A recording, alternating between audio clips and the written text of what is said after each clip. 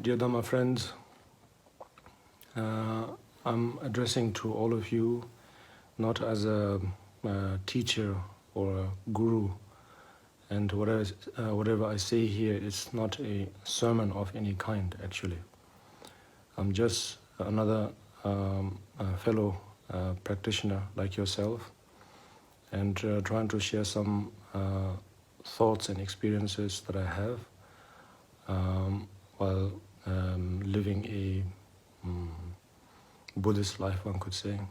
And so therefore, whatever I've conveyed in the Tibetan version, to some of you it may be helpful, to some of you it may be causing probably more confusion. It's always possible because in the Tibetan sort of mentality, often things are conveyed in a very sort of honest and blunt and pragmatic way. And so therefore, sometimes due to language barriers or a lack of understanding of language, we could somehow draw more confusion than actual wisdom. And so therefore, I'm now trying to basically summarize what I said in Tibetan in here in English. And so in short, the message that I was trying to convey is that of trying to take care of one's own karma. That's sort of my way of translating the word that was uttered by our historical Buddha Shakyamuni. In Tibetan, it says le dagriche, le dagrinzu. And so le as in karma, dagriche as in sort of make it your own. Probably that's one way. Take care of your own karma, or make the karma one's own. And of course, when we say that, it may sound in some ways deep, and in some ways profound, and in some ways very, very confusing. Probably all those are just the same thing. But nevertheless, I personally feel that that is probably the most appropriate thing personally for myself. Although, of course, I'm well here in India, both myself and my family, we are well here. But nevertheless, there are by now countless and countless of human beings who are affected by this pandemic known as COVID-19 or coronavirus, which is really devastating so many lives. And so therefore, when we look at the people who have died from this disease and people who are sick from this disease, and then on top of it, when we look at the officials, the medical care system or personnels, as well as volunteers, and basically the whole social system doing their very best with whatever knowledge, whatever experience they have. Of course, they are truly inspiring, and they really require, our appreciation, to say the least. But at the same time, when we think of, in this case, the victims of this disease, it's really disturbing, of course. We almost somehow feel that probably this is it, that this is the end of the world. And that kind of fear, that kind of panic although of course we could say it's unnecessary, we shouldn't fear, we shouldn't panic, but nevertheless, when it happens, it happens. There's nothing else that one can do. So personally for myself, when I think of this ongoing situation, even myself, I could also resort to basically fear and panic. But nevertheless, not to say that I have found the solution, but when I really try to take time and reflect on what Buddha has said, it has really the most needed and most beneficial quality when I focus on Buddha Dharma. And so therefore, from all of the teachings, if I try to summarize, then the most appropriate one that I can think of in very simple words is none other than to take care of one's own karma. And the reason why I find that this is most appropriate and beneficial is because,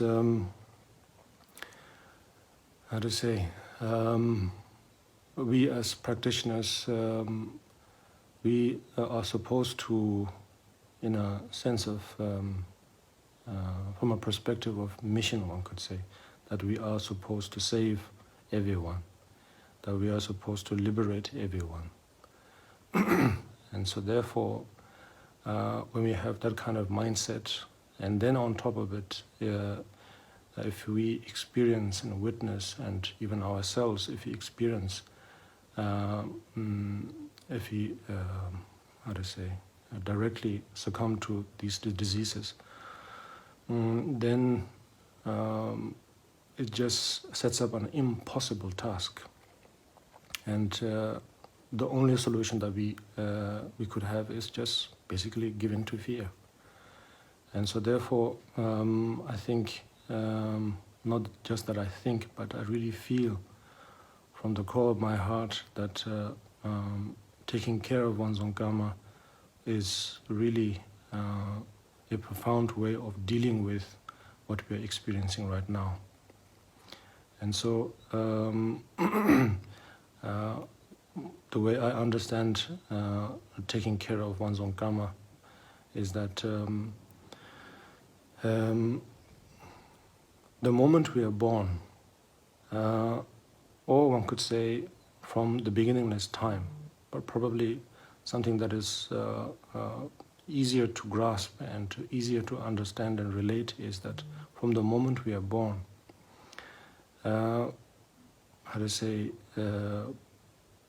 we are naturally subjected to change, naturally subjected to impermanence. There is simply no other way. And of course, to assist the young, to assist those who may not yet have the ability to understand what change means, obviously we have accumulated all forms of concepts, meaning in the form of religion, in the form of science, in the form of philosophy, in the form of education. All these are just mediums to help us assist in understanding change, actually. That's the real purpose of it, regardless of which concept is better or not, that at the end of the day, that is the purpose. And so therefore, Buddhism is just another medium which is trying to actually assist us, by us, for us, one could say, something like that, to help us understand change. And karma is basically a very simple, yet at the same time a very vast and profound way of describing change. Because when we just say karma, of course, it's just a very general term. If you dissect that a little bit, it means cause, conditions, and effects. So these three components, when summarized into one word, is karma. And that's what it means. And so none of them, meaning the causes, conditions, the results, none of them really independently exist on their own. That they are all interdependent. If one is there, the others are there, just like form and shadow.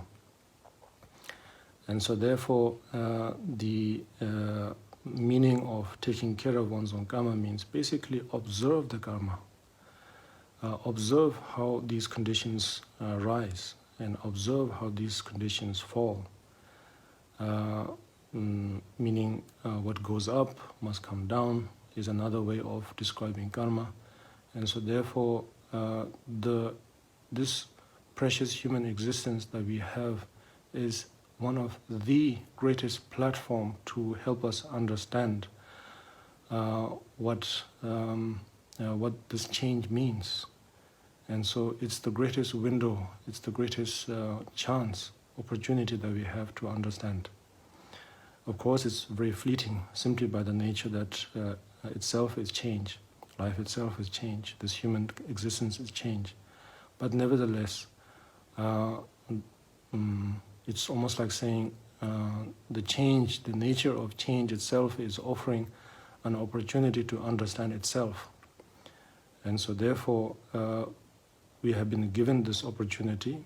Of course, it depends on each of us as individuals, how we take it, that this opportunity is given by some unforeseen power or divinity, or just by accident, or by somebody. It just doesn't matter, really. At the end of the day, all we need to understand is that, realize and appreciate this human existence. That itself is caused, this human condition is caused, itself is the condition, and itself is the result. But beyond that, if you try to dig and see, but where is the absolute cause? Where did the chicken actually came from? Is egg the absolute or the other way around? If you really force it, we will never be able to find the absolute cause. Like for example, in this case of outbreak, we are trying to also find which is the patient zero. How did it break? How did it come into this?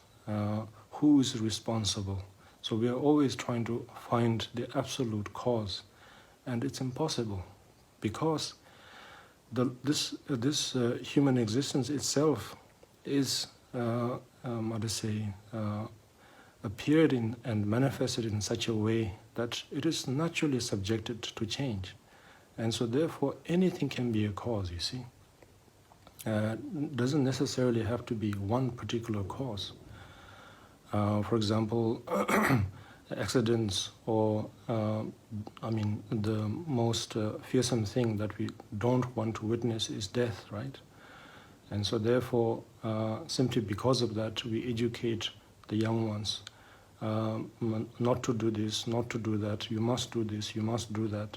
In short, when we educate them, when we bring them, at the end of the day, it's said, it's conveyed, so such messages were conveyed to them, of course, out of genuine care and love. But nevertheless, there is, at the back of one's mind, let's say, that there is some sort of feeling of being insecure, somehow doubting one's own, composure, that somehow from all the bad things that can happen, one thing that must never ever happen is that we should never change, we should never get sick, we should never age, we should never die. And so that resistance that we have is somehow intertwined in such a way, or mixed in such a way when we try to actually help, when we try to assist, when we try to educate others.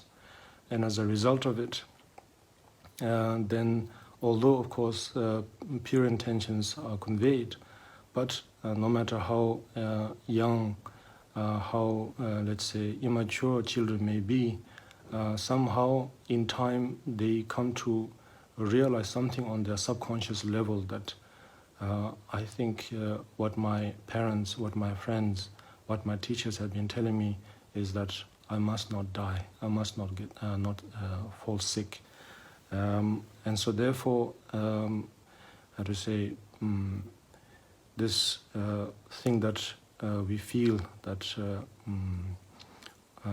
we must not let these devastating things happen or take place in our lives are caused in such a way.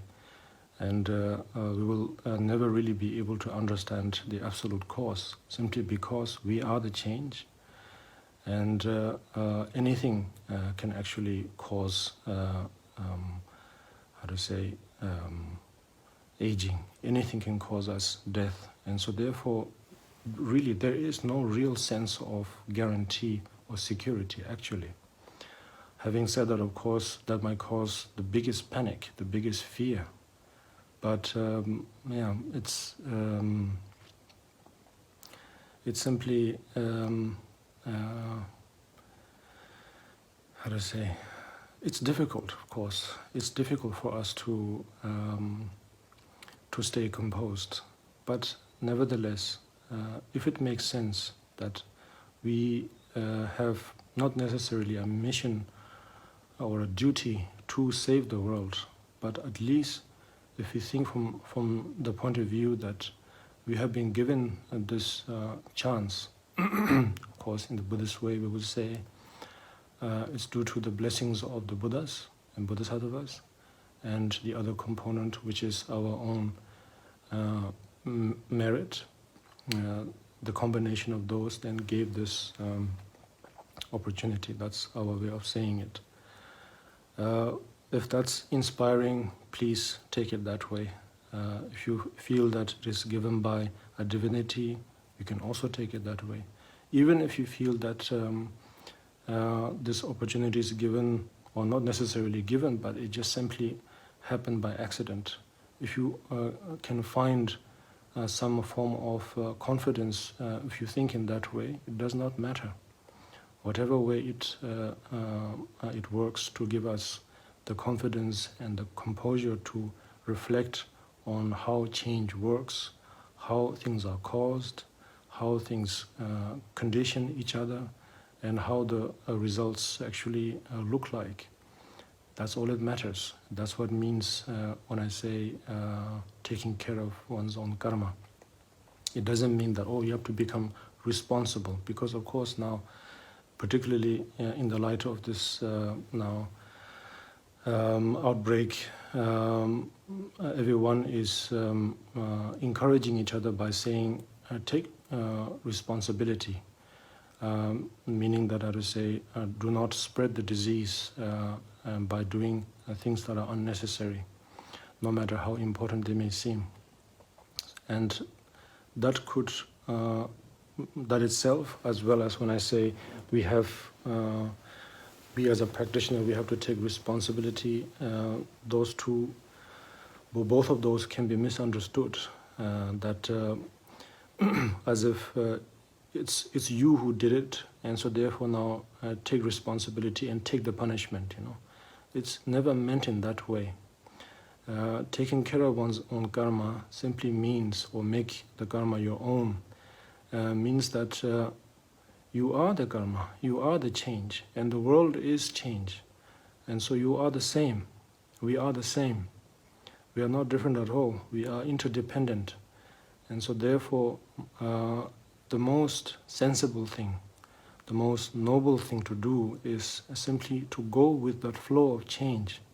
And only then we will find some sense of, how to say, lack of pressure. That's what it is. Right now, the biggest cause of this panic is coming from this pressure that I must survive. at all costs. I must not get sick. I'm not saying this in a selfish way, but for example, you can also think in this way that my loved one must not get sick. My loved ones simply must not lose their lives. And although, of course, it's pure, it's beautiful to have that intensity, to have that enthusiasm, to have that care, but at the same time, that doesn't mean that, how to say, that we can give in to this panic of survival. Although, of course, it looks like we are just now planning for survival in terms of how we now prepare to stock up on things, to stock up on various forms of resources, for example, food, water, medicine, how to say, financial means, all forms of how to say, conditions that we are trying to gather. But how to say, that itself has no guarantee. If you really focus and if you really think clearly, that doesn't really give any real. It's not even a matter of that.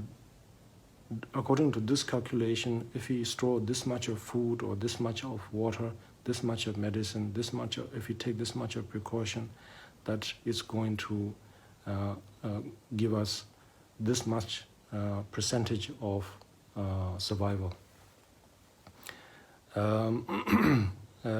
Although, of course, for others' sake, we have to somehow keep up the appearance, to really say it honestly, that we are doing everything we can. And that's exactly what these doctors and nurses and officials are trying to do.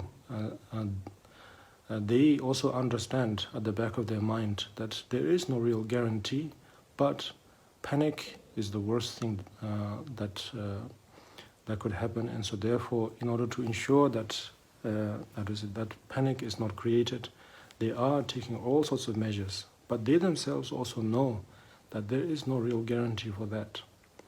And so therefore, I'm not saying that Buddhism has the solution to all these problems and to liberate ourselves from this pandemic. But personally, what I really find it most beneficial and most reassuring is that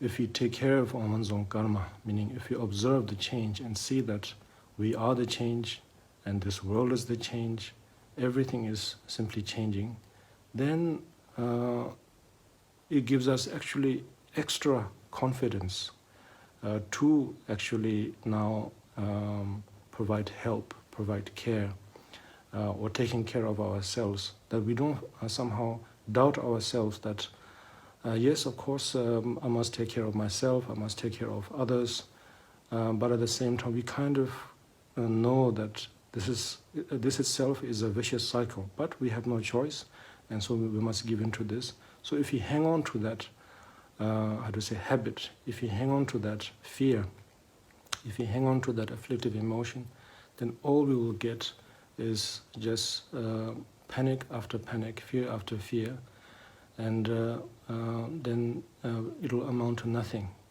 Whereas if you can accept the change, if you can accept karma, not as a punishment, not as a mistake, not as a flaw, because now we could think that although of course in terms of unifying ourselves as, let's say, the human race, of course, this virus outbreak can be seen as probably an interesting, how to say, factor to help us unite.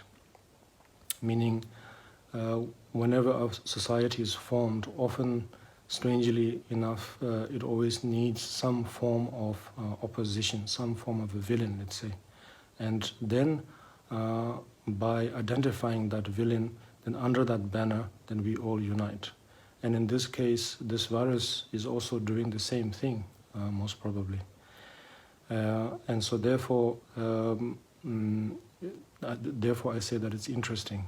But and nevertheless, just because we are able to stop this disease doesn't mean that that is it, you know. Maybe for a brief period, let's say, if within the next few years, if you find the vaccination and so on, maybe for just a few days, maybe for just a few minutes, or maximum maybe for just a few months, we might finally be able to breathe and to feel some sense of pleasure. But that kind of pleasure is, although of course much sought after, but nevertheless, it doesn't really mean anything, of course, because right after that something else can occur. And so therefore, accepting change seems to be really profound, because then we accept, we give ourselves the confidence to accept change, one, and then due to that, then we feel a sense of lack of pressure, you see, lack of weight. And then that, instead of being a vicious cycle, it's a very, how do I say it, a very meaningful and very reasonable cycle, let's say.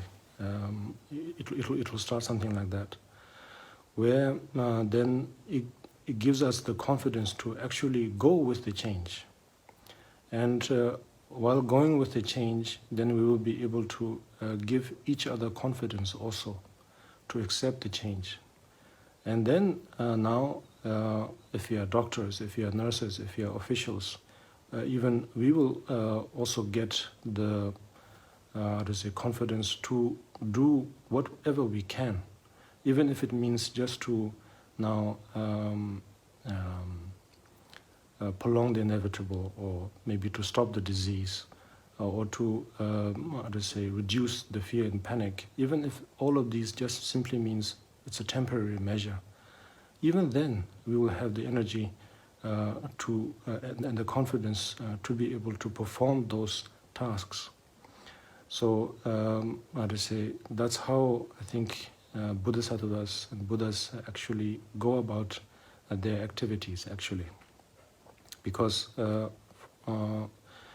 them, from their, let's say, omniscience, or from their wisdom, of course, they know pretty much that change, if you put it in a crude way, then life is already doomed from the very beginning, yes? And so therefore, even they could feel that there is no point to do anything. Just let things be, you know? And then try and take advices like let things be and so on, in a manner like as if there's simply nothing you can do about it. But it's not like that. Buddhas and Bodhisattvas, even though they see that the moment we are born and that we are doomed to die, sort of thing, even if they see it in that way, they see that constantly by providing, even if it's just a very temporary breather, that also is helpful, that also is meaningful to do. And so therefore, for that kind of reasons, then there are various levels of practices of saying that if you do such practices, it will prolong your life. If you do such practices, it will take away your obstacles. Of course, all those are just temporary, of course, but it gives us a breather. And we kind of know that it's false, but it does help us. And so therefore, we will be able to gain confidence if we are able to accept change, accept karma, and make it your own, without this sort of putting it in a crude way of saying that it's a sort of punishment because of my own doing from the past, or because of our doing from the past, by simply embracing the karma that we are change, and there is no need to feel embarrassed about it. There is no need to feel a sense of guilt that that I am not going to, let's say, be permanent. I'm not going to be, how to say, the ground or the rock for everyone, you know. So if we are able to accept that we are change, and that the rest of let's say like a branch of change, which is everything around in this ecological world, the virus itself, you see, this is very important to focus, I feel. You never know. Viruses, of course, now from a medical point of view or from a scientific point of view, it might be it may be difficult to categorize them as sentient beings, but you never know. Maybe they are also. Maybe they are. After all, they are living and breathing and thriving. They do seem to have that kind of ability. So you never know. Maybe they are also living, breathing, sentient beings. And so that means, if that's the case, then they are the change, and we are the change, and we are no different. Temporarily, if you can find a way to somehow now let this disease sort of flow in a much more natural course, let's say, by means of medicine, by means of precaution, of course, it's great, but nevertheless, whatever direction that this disease may take us, we, as practitioners, one could say, we, even if we're just assuming ourselves as practitioners, we must never, how to say, give up and let go that we have the best chance, the best solution, which is this time, this space, this rebirth that we have, where we can finally accept change. For so many countless of lives before, we have denied over and over again from accepting change. And I don't mean to say that because of that now we are suffering its consequences in a sort of crude way. But out of that confusion, out of that denial, something beautiful has emerged, which is this life. And so it's not really our duty, it's not our mission, but it's sensible, it's most interesting, it's most beautiful if we can make use of this life to accept change. And this is my fervent wish, this is what I wanted to convey. As always, of course, when I say something, how to say, the English being not my mother tongue, and even in Tibetan also, although I'm supposed to be a Tibetan, to say I'm also equally not as fluent I should be, as I should be in Tibetan. So therefore, due to those lack of, to say, usage of the languages, sometimes it may be causing confusions to you as the audience or listeners. So for that, I truly apologize. But nevertheless, I'm just, as I always say, thinking out loud and making use of this technological means to maybe sort of hear my thoughts, let's say. So I hope that it will be of some benefit for all of you. I thank you so much for taking time to hear these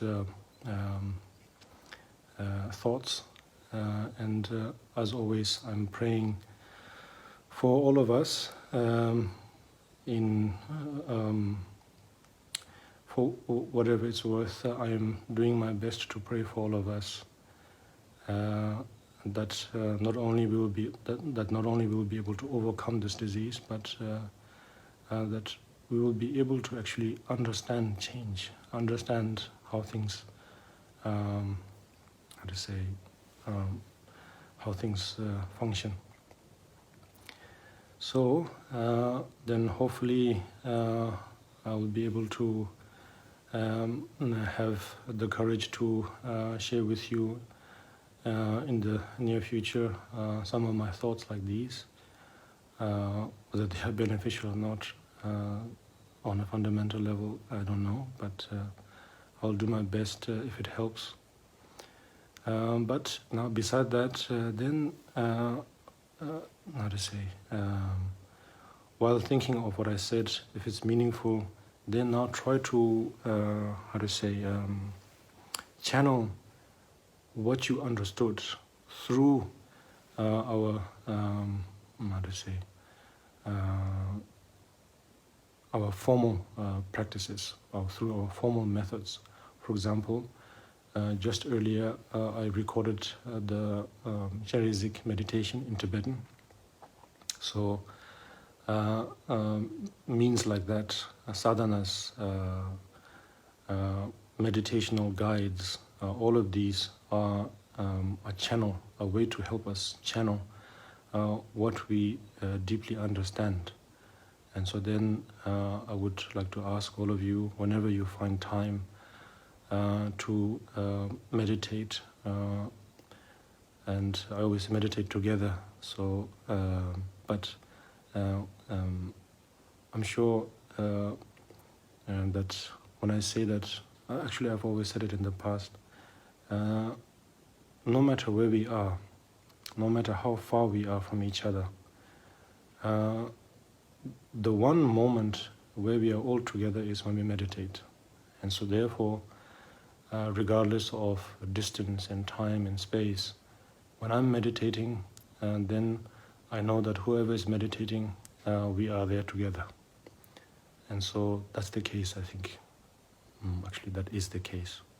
So thank you so much, everyone. Please stay strong in terms of not just put up a good front, but to stay strong in a way that you see that you have the best opportunity. Thank you so much.